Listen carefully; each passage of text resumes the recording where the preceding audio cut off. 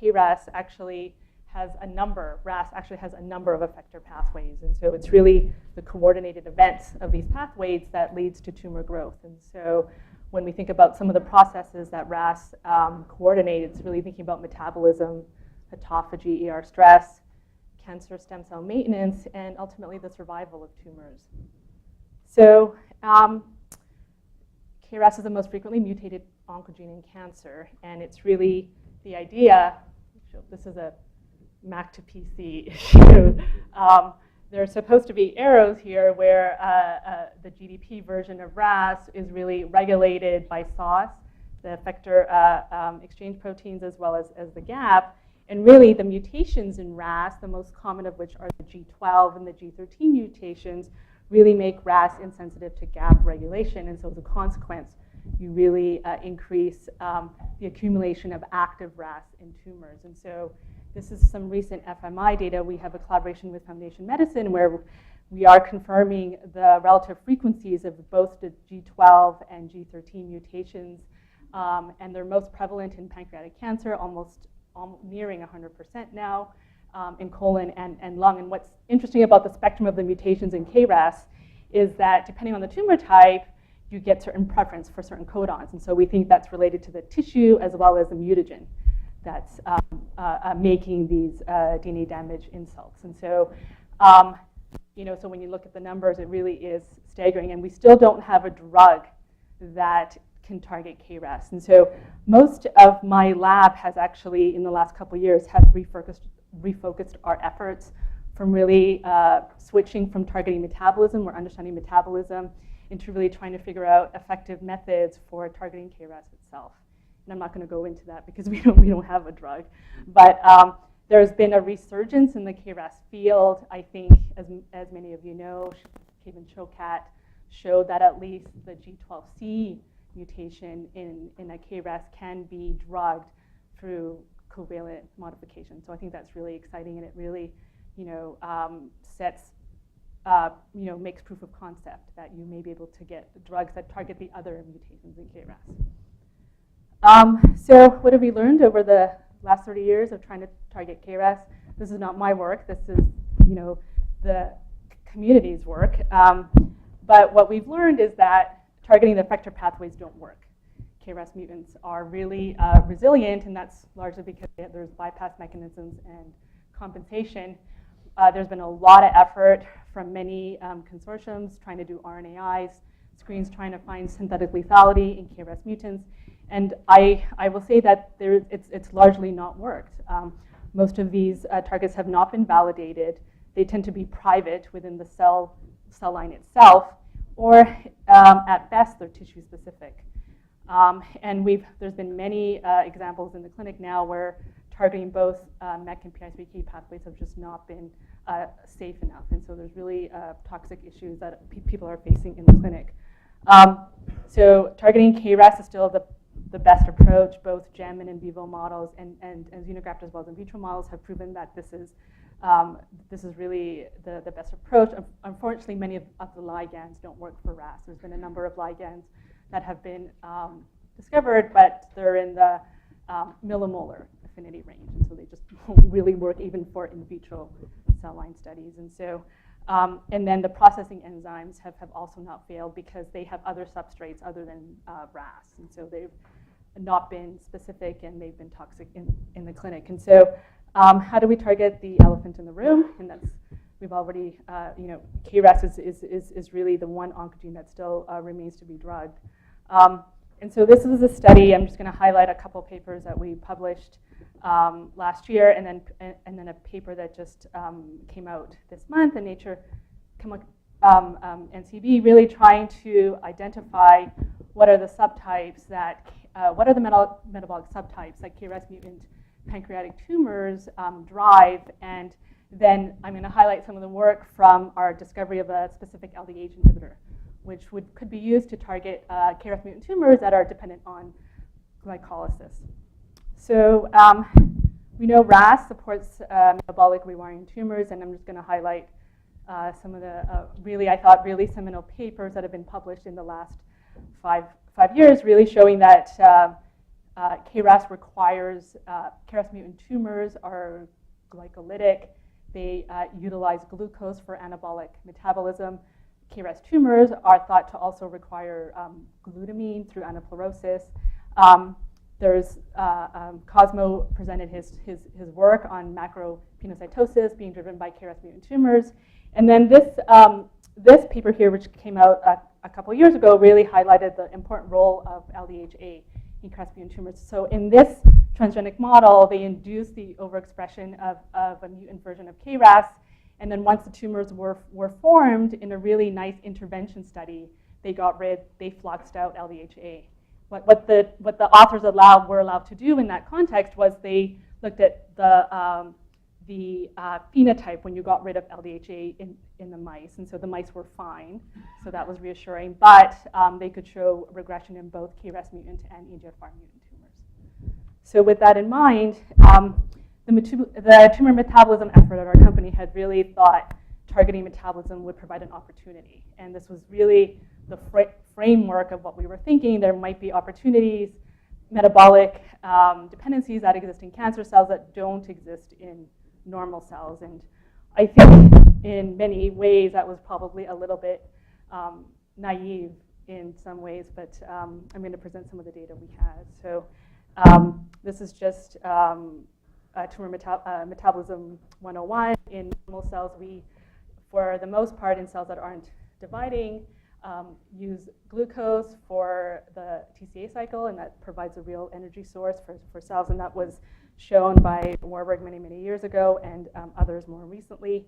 And so what we thought was in cancer cells, and this has been shown by others as well, was glucose is preferentially diverted into lactose, and that really allows tumors to utilize glucose for many other biosynthetic pathways, one of which could be the pentose phosphate, and that allows them to make reducing agents as well as nucleotides. And so by diverting glucose away from the mitochondria, tumors have to burn through a lot of glucose to really account for the ATP that they need. And so when they do that, glutamine then becomes an important source in the mitochondria for anaplerosis. And so, but we also knew that there was also a lot of data out there suggesting that there were some tumors that utilize glucose for the mitochondria, but utilize them to build cholesterol and fatty acids, important again for membranes during cell growth. And so we had a number of programs really trying to target these different aspects of tumor metabolism. We had inhibitors that were thought to be important for targeting glycolysis, lipid inhibitors, as well as glutamine inhibitors that we were interested in. And so the question was, could we use metabolite profiling to help us understand or identify metabolic subtypes which would be different to these different types of inhibitors? And the reason why we wanted to do metabolic profiling was because we thought that sensitivity to metabolic perturbation was not necessarily driven by mutations necessarily. It's not like you see activating mutations in LDHA in cancer. And so we really wanted to try and identify a metabolic signature that might help us tease a little bit of that biology apart. So just to also introduce you to the small molecule effort we had on LDHA, this was a pretty heroic effort. It was a team of over 30 chemists, and we did a high throughput screen using an enzyme-based assay for LDHA.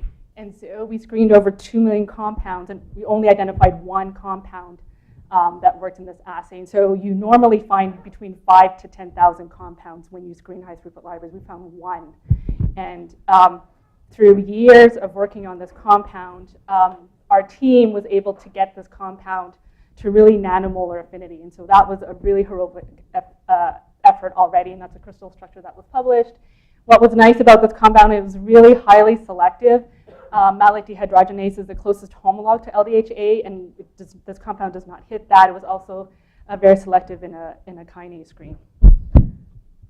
So we wanted to use metabolite profiling, and again, this was a very reductionist view of how we were going to understand metabolism in pancreatic cancers. But what we wanted to do was first take a collection of cancer cells and treat them under physiological conditions. And so we thought these nutrient concentrations were within that realm. And unfortunately, we weren't able to do hypoxic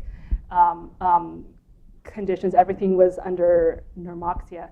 But we were able to measure almost 300 steady state metabolites. And then we worked with bioinformatics with aniline in our group to do NMF consensus clustering. And so we found that these cell lines actually fell into 3 very robust subtypes. And so these subtypes could be reflective of the biology of these cells. And so when you actually look at the heat map, we called these subtypes 3 different names. One subtype was enriched for cells that just weren't growing very well. And so that probably makes sense that would be a specific metabolic type. And these cells were really highlighted by decreased expression in many carbohydrates and amino acids. In contrast, these cancer cells were actually equally fast proliferating, and yet they had very distinct subtype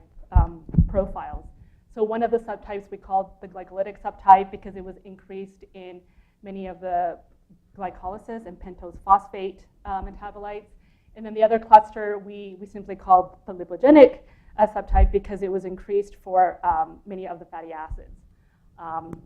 So then we able to confirm this at the transcriptional level. So many of the genes important for glycolysis were enriched in the glycolytic subtype. Enolase 2 was the most highly expressed gene.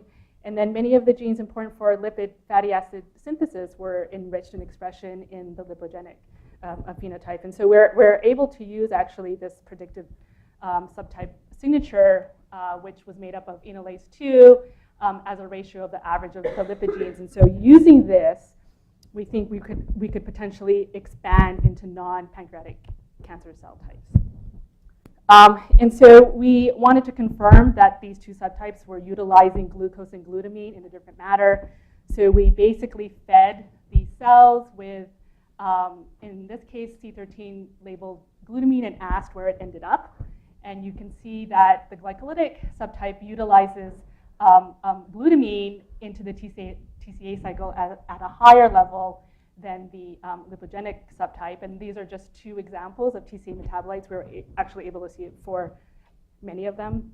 And then if you trace a glucose and ask where it ends up, you can actually see that many of the lipogenic subtype actually had enriched preference for using glucose in the TCA cycle. So that all made sense. And then if you actually use a different version of glucose, this is C14 labeled glucose, and ask if it incorporates into lipids or lipid membranes, you find that the lipid subtype likes to incorporate glucose more into lipids than the glycolytic subtype. And so consistent with this, both the glycolytic subtype had higher mitochondrial numbers as well as oxphos as measured by O2 consumption. So finally, I think importantly, we wanted to determine if these predictions or these subtypes were associating with response to different small molecules. And so we predicted that the glycolytic subtype would be more sensitive to glutaminase inhibitors as well as LDHA inhibitors. This is the LDHA small molecule I was just speaking about. And while it's not a perfect split, I think we could argue that the glycolytic subtype was indeed much more sensitive to these types of inhibitors than the lipogenic subtype. And in contrast, if you take various lipogenic inhibitors, they work better in the lipogenic cluster than the glycolytic cluster. Again, it's not perfectly correlated. There's always going to be a heterogeneity that we experience, but you can see that enrichment in sensitivity. And then finally, just to bring this to a xenograft model, we took a glycolytic cluster as well as a lipogenic cluster, and we induced the knockdown of LDHA. So we're getting very good knockdown at LDHA. The lipogenic cluster has is completely resistant to knockdown of LDHA, whereas the glycolytic Miapaca is more sensitive to knockdown of LDHA. And converse, if you use a fatty acid synthesis inhibitor, it shows preferential sensitivity in the lipogenic cluster and not in the glycolytic cluster. So we wanted to understand what the metabolic subtypes, they were associated with some of the clinical subtypes that have been observed for pancreatic cancer. And so what we know is that there's at least 2 subtypes we can recapitulate in vitro. That's the quasi-mesenchymal, the QM-PDA versus the classical subtype. And using this analysis, we can show that the glycolytic subtype is enriched for mesenchymal or squamous types of pancreatic cancers, whereas the classical subtypes is mostly made up of this lipogenic subtype. So it's, I think these metabolic subtypes are distinguishing the different cell states that we see in pancreatic cancer. And then furthermore, if you use vimentin as a marker of the mesenchymal subtype, cells that are enriched for high vimentin expression tend to be more sensitive to LDH small molecules. And now we've actually taken this out into non-pancreatic cancers and looked at other different tissue types. And so as a summary of just this part, we think that we've identified metabolic subtypes within KRAS-driven mutant cancers, pancreatic cancers. We have a lipogenic cluster as well as a glycolytic cluster. The glycolytic cluster is associated with mesenchymal tumors and are sensitive to these types of inhibitors, whereas the epithelial cluster the lipogenic cluster is highlighted by epithelial type tumors in pancreatic cancer and then would be sensitive to these types of small molecules.